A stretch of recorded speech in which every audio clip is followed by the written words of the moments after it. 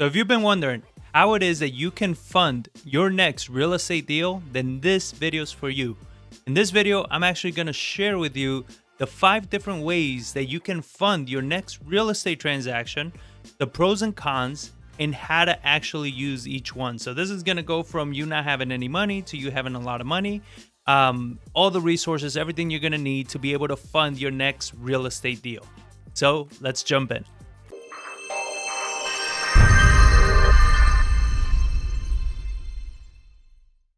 As always, this is John Barbera with an investor's journey, bringing you the realest strategies, things that we are doing in our business every single day, how we grow our real estate business, all the things that we're learning, all the mistakes we're making. So if you're new to this channel, make sure you subscribe. We put out new videos every single week. We do live videos. We do a lot of things. We cover the market, strategies, so many things.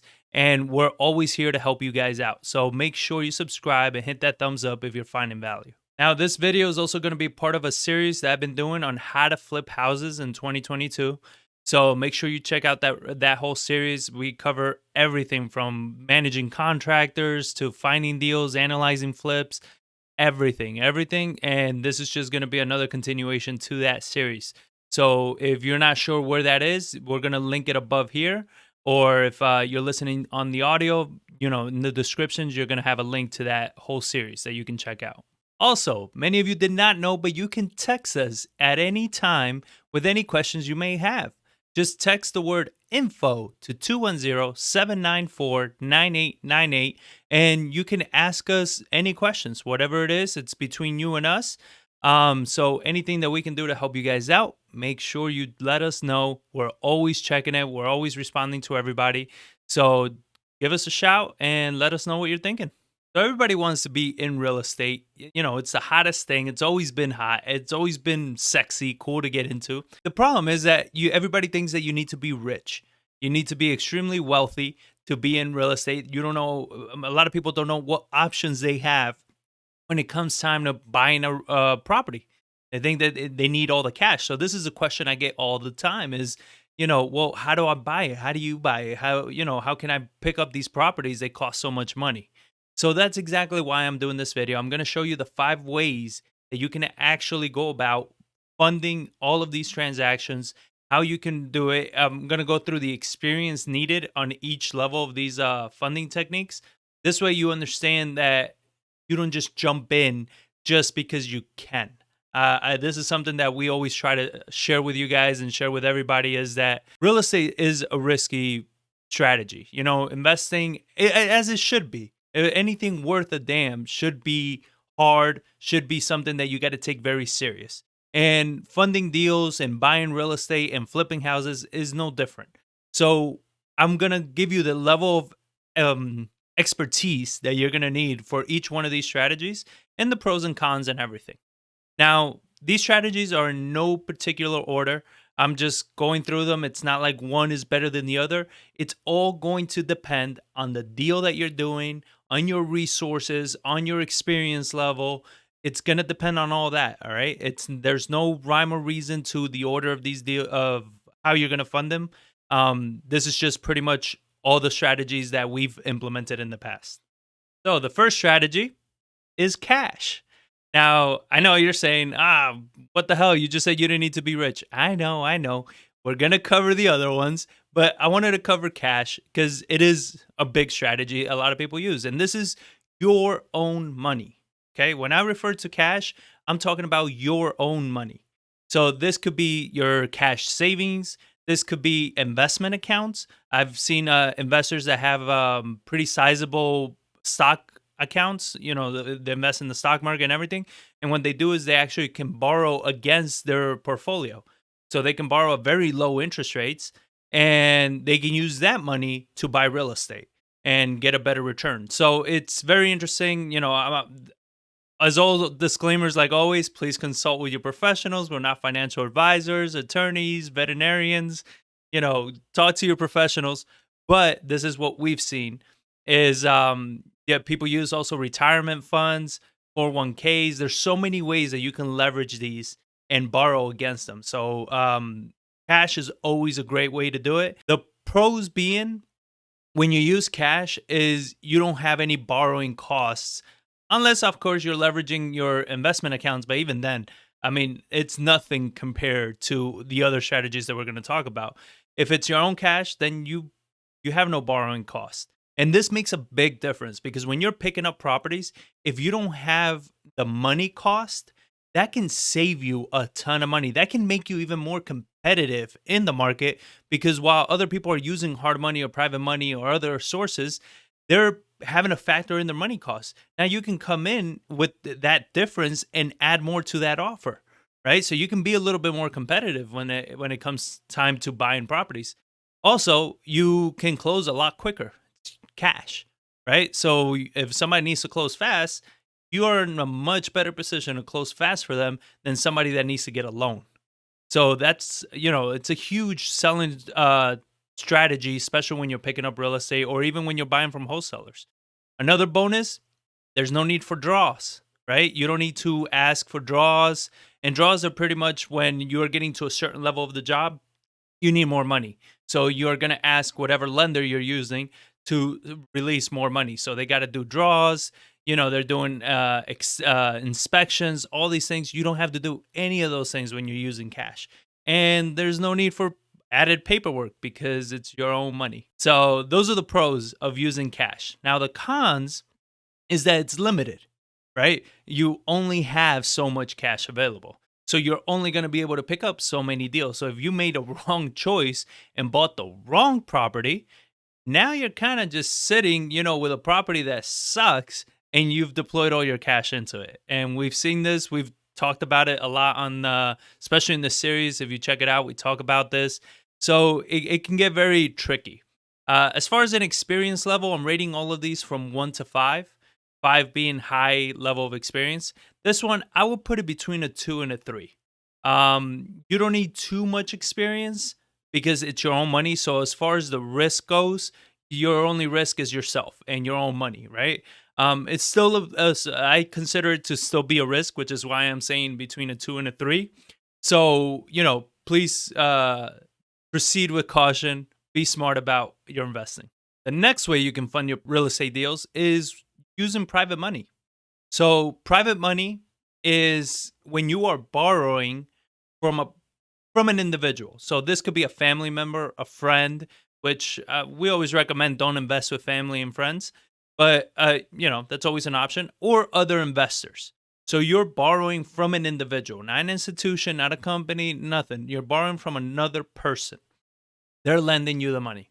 Now, the pros to this is you can have access to more capital. So like before you had cash, right? It was limited to you.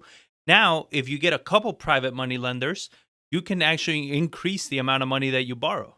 We have at this current moment, we have a little bit over $5 million available to us through our private money lenders that we use. This is the strategy that we use the most. It's our favorite, right? We love it just because of that. And another pro to private money is you don't need to put in any of your own money. So depending on your credibility and your expertise and everything, you can do private money loans and they'll fund 100% of the purchase and the renovations. So you don't need to actually come out of pocket in any way to fund any of these deals. You just need to have the expertise and you need to have the people that trust you, that you've built the credibility with, and they'll lend the whole full amount. That's what we do. I mean, everybody that lends to us, anybody that partners with us on projects and everything, they lend the full amount, the purchase and the renovations. So it's really, really helpful and beneficial. So then that way you can actually do a lot more deals and you can do a lot more business. Another pro is that you can negotiate terms. Because you're dealing with one-on-one, you're dealing with that person, you can determine what terms you need to do. We've done an array of terms, especially when we were starting off. When we were starting off, we did a private money partnership where they took 50% of the profit. It was a private individual. It was a first renovation. Like we had a lot to prove. So they took 50%. Then we negotiated to, 12% interest, 2 points up front, and all of these. And then you can go negotiating. When do you pay it off? Do you do monthly payments or do you pay it all off on the back end? All of our lenders, They prefer to get their money once the deal is done. They don't want to get monthly checks. They don't care to get the monthly checks. They rather wait until the deal's done. They get all the principal plus the interest back in one lump sum. So they prefer that. You can negotiate all of these things. If you have extensions, if anything that needs to happen, you can do that. With other types of investment vehicles and other options of funding, you don't have those. You don't have that level of flexibility. Now, some of the cons to using private money is that you do have to pay points and or interest, right? So, no, that's the other way around. You have to pay interest and or points. So, what does that mean? Your points is pretty much you have a lot of people that they'll ask for 1 or 2 points up front. This means 1 to 2% of what you're borrowing, you got to pay up front. All right. So that's what the points are. So if it's 2 points, it's 2% of what you're borrowing. You got to pay that upfront. And then the percentage is the interest payments that you got to pay either monthly or at the end of the project. And these can range from anywhere, we've gotten from 6% all the way to 12%, or there's more. There's people that are charging a lot more for their money. That's something that's, like I said before on the cash part, it's going to cost you money, right? That you got to factor in these costs when you're renovating properties, when you're taking on projects. You got to take into account that you have these expenses that are associated with the deal. All right. So a lot of people, they don't factor in their money costs. And when they finish the project, they realize that they got to spend, they got to put out an extra 10, 15, 20, $30,000 in money costs. Like it's it can really add up. So you need to be able to factor those in. Another con to this is, again, it could be monthly payments. Now, we did a video recently on how you can get into trouble if you're doing too many projects at once. Because if you're doing monthly payments, and let's say you have, 5, 6, 7 projects, that monthly payment now could be substantial amount of money. And if you're not factoring that into your numbers, into your things, it could get to a point where you can't even make the monthly payment. Because the deals make sense, everything still makes sense, but you never accounted for having to pay that every single month. So that can get very troublesome for a lot of investors. So that's something that you got to watch out for. Another con is extensions. Some lenders, if you borrow and you say, I need this money for 6 months, they'll tell you, after 6 months, if you need to extend, there's going to be a 1 point extension fee or 2 points or whatever it is. Now, remember, the pro to everything is that you can negotiate all these terms, but the con is still the same. If that's the best term you can negotiate and that's the best deal you can get, that's what you got to do. And you got to pay that extension. So that adds on to your cost. So if all of a sudden there's been delays in the market, materials or whatever it is, you got to keep in mind, it's like, that extra point for the extension might be something that's going to hurt. Hopefully it's not, because you did your analysis when you were purchasing the property, so you're not getting in over your head. But I've seen it where people do get in well over their head, and that 1 point extension ends up hurting them a lot. So, these are some possible things that you want to keep in mind. Another con is the pain in the ass factor. At first, we were so happy to have private money lenders, right? We would take on anybody that would say, I have money I want to lend to for real estate. And we were so excited and ready to go. And it's like, yeah, anybody. And we started working with some people that were like, holy crap, you're a pain in the ass. You're really obnoxious. Like, it's difficult to work with you. So it gets to a point where you got to weigh that benefit. When you're starting off, it is what it is. But once you kind of build some credibility, you build some reputation, you build connections, we became a lot pickier. And there's private money lenders that we just don't work with anymore. And they had a decent amount of money, but they were just such a big pain in the butt. They kept they wanted to put in their opinion on how we renovated the projects. They wanted to, check every single time something new was happening, and they would get upset if we didn't call them. And for us, all of those things are bogging down the time because we move quickly, right? And sometimes things change, we need to pivot on the moment, and we can't be having to call you, let you know, and then if you feel like, oh, I need to stop by to take a look at it, not that it's gonna change a damn thing, but you get, your panties in a bunch, and it's like, it gets really annoying.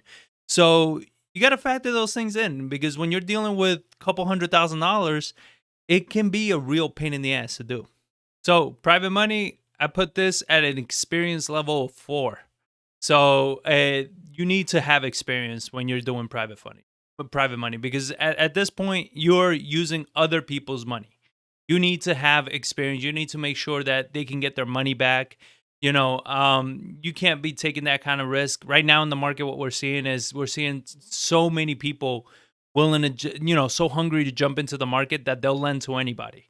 And they're lending to people that have no freaking idea what the heck they're doing in this market, how to flip a house or anything. They're just hoping that the market pulls them out. Um, this is, I hope that you guys have better ethics and morals in this. But at the end of the day, you need the experience. This is not a first timer kind of strategy. This is definitely you need some experience doing this consistently, working with money, managing money, so you can be able to do this effectively. Now, another way that you can fund your deals is using hard money. So there's there you have a lot of hard money lenders that they call themselves private money lenders, but they're hard money. If you're borrowing from somebody that is using like a small institution, something like that to lend to you, they're hard money lenders. And the easiest way that you can tell this is because they're going to ask you for points. They're going to ask you to put up some money up front. They're going to ask for down payments. There's going to have draws and all these things. So that's the best way that you can tell when you're working with a hard money lender. These are not hard to find. These kind of people, you don't need any relationship. You don't need anything really. You just throw a rock out the window and you're going to hit 10 of them. They're everywhere. It's not bad, right? We haven't used them. Honestly, we never used hard money lenders. We never needed to. But the benefit, so let's get into like the pros of using a hard money lender is that you kind of have unlimited capital because they're so easy to find, and these people get their money from large institutions and deep and private individuals with very deep pockets and everything. They tend to have almost unlimited funds, so you can use a private money lender, as many times as you need to. So that's always a huge plus. When you have a lot of deals, you have a lot of opportunities, you don't have a limit on the amount of money you can borrow. Now, those were the benefits. Here are the cons. There's a lot of them. So, cons, the majority of hard money lenders have points and interest. So, you're paying usually 2 to 4 points up front plus, 12 to 14% interest, sometimes higher depending on the hard money lender.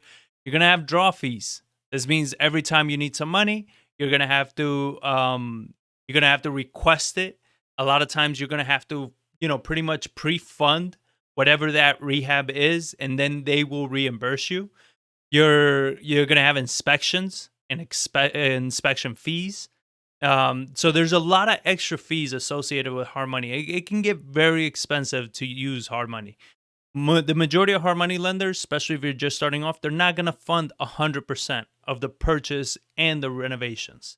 They might fund a percentage of the purchase and a percentage of the renovation. This means that you need to come up with the other amount of money. And if you're needing to use, let's say, a private money lender for that second lien, that can get very tricky, right? Because at that point now you're using a lot of money that you got to pay back and you got to pay interest on. So it can be very tricky. It can get very, very expensive. They require monthly payments.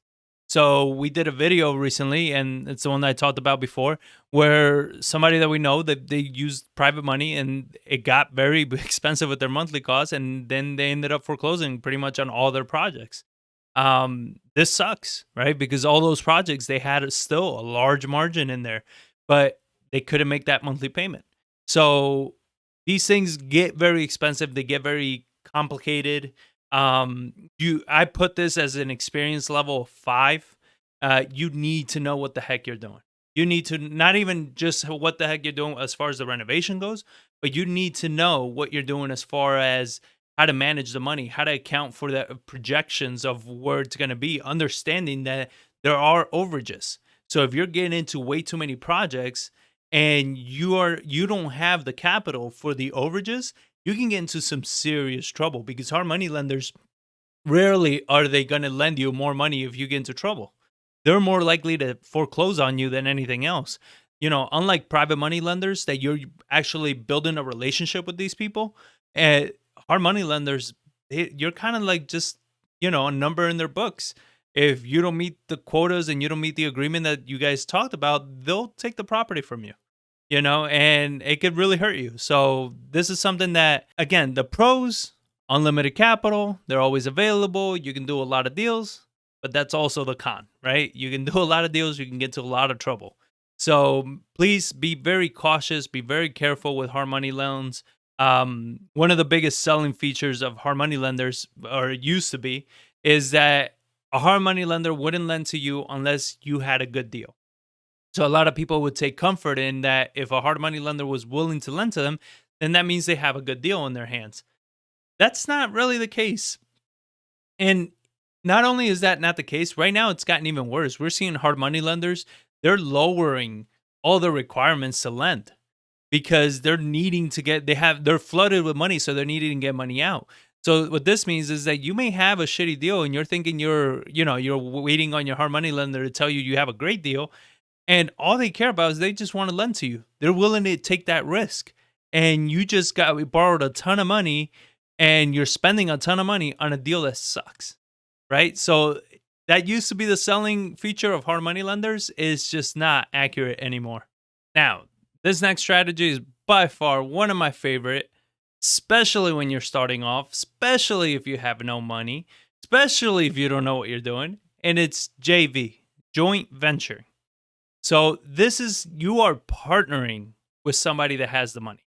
And you should be partnering with somebody that is in this business doing what you do, right? So if you want to flip a property, let's say you're a wholesaler, this is where we see it a lot. You're a wholesaler, you found a killer deal, and instead of wholesaling it to your fix and flip buyer, you decide to joint venture with them. You partner with them. So what that buyer is going to do is they're going to come in, put up their funds, put up their experience, and they're going to fund the whole project, run the whole project, and you get to tag along and learn how the process works. Joint venturing is extremely beneficial, especially when you don't know what you're doing. They take care of all the financing. You get to leverage that investor's experience and expertise, ask a ton of questions.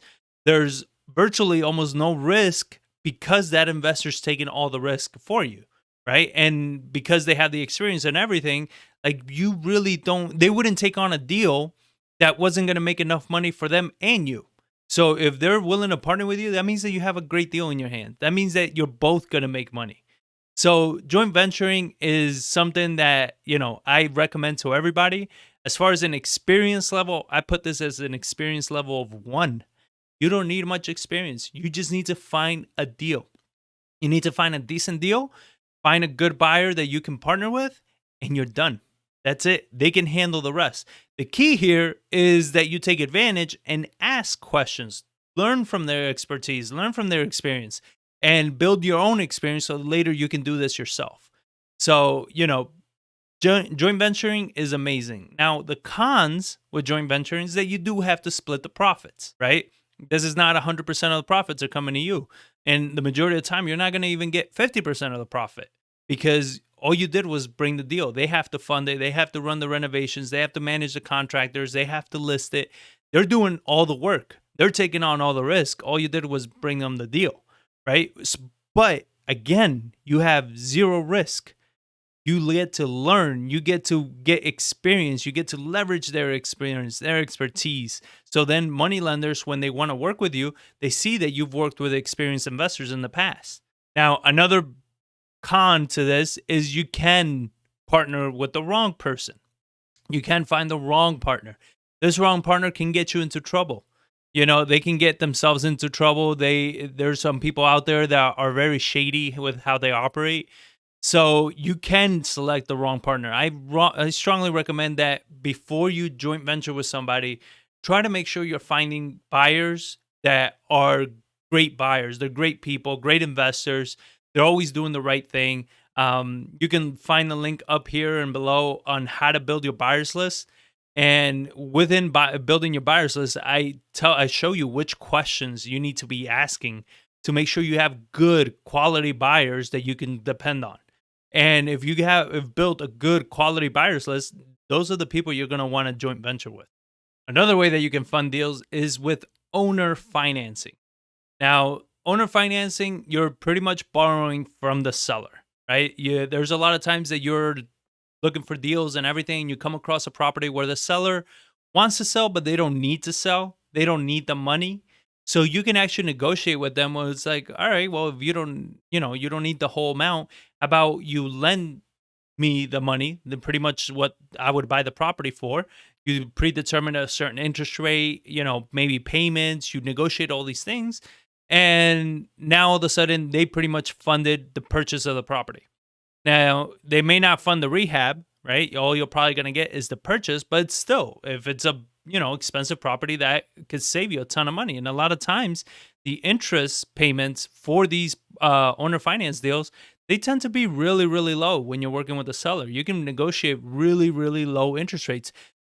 There's people that have negotiated zero interest rates, interest payment for this. So it's something that it's very customizable. You can adjust it. You can make the necessary negotiation, build the terms out. You can do subject twos within this, where you're taking the property subject to the current financing. So if they already have a loan in place and they weren't going to get much money out of it because of the loan and everything, you just take over that loan, and all of a sudden you're pretty much bought a house for no money, and you have a monthly payment that's, at a 3% interest payment. So it's extremely low and you're paying down the principal. These are all great things about owner financing. The thing is that, the cons, I guess, with all this is that you need an experience level of at least 5, because you're partnering with the homeowner or you're working with the banks. This gets very involved and it can get you into a lot of trouble. So there's a lot of documents that go into this that you need to understand in order to create this kind of solution or this kind of benefit to you. So this is something that advanced investors use, and it's not always available to you, especially in the hot market that we're in. We're in such a hot market where sellers, they don't need to, finance the deal to you, because they can put it on the market at any time and get exactly what they want, if not more. So this is a strategy that we used to see a lot before the pandemic, before all that happened, when foreclosures and stuff like that.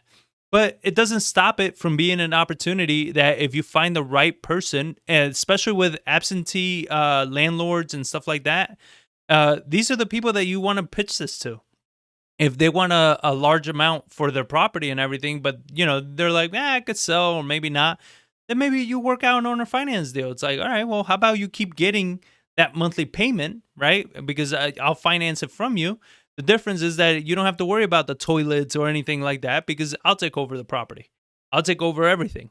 So now you structured a loan with them where you're paying them monthly payments, right? A very low interest rate, but you get to keep the property and do whatever you need to do. Maybe you rent it out. You can do what's called the wrap, where you owner finance it out to an end buyer. I mean, there's so many ways to do it, but this is why I say it requires an experience level of 5, because it's so involved and it can really get you into trouble. Another con to this is that a lot of the times you are borrowing from the homeowner. And when you're doing that, it kind of makes the homeowner your partner. And, that can be, again, a huge pain in the ass. If you have a homeowner that all of a sudden, they agreed to it because they were in a bind or there was whatever it was at the moment. 6 months later, all of a sudden they're doing better and they're like, well, hey, I kind of want my money back. When are you going to pay this loan off? When are you going to do this? And even though you have the contracts, you have everything, they can be a huge pain in the butt. So again, this is an advanced strategy, and another thing is that, you might get the subject to, you might get the purchase price, finance, but you are probably going to have to come in with the rehab money. And if the house needs a lot of rehab and you don't have it, you're going to have to borrow that. You're going to have to do something with it. So those are kind of like the cons to doing this strategy. It's very, very advanced. So please be careful when doing this. Like I said before, if you have any questions or anything that something's not making sense, text us. Let us know. Comment below. Let us know what is it that's not making sense to you? What is it that you want further explanation on? And I can maybe create another video to further explain any one of these. This was just an overview of all the potential ways that you can fund your next real estate deal. And with that being said, you can check out this playlist up here on how to flip all your houses, how to get into flipping in 2022. And there's more training right down here. So thank you all for watching, and I'll catch you on the next one.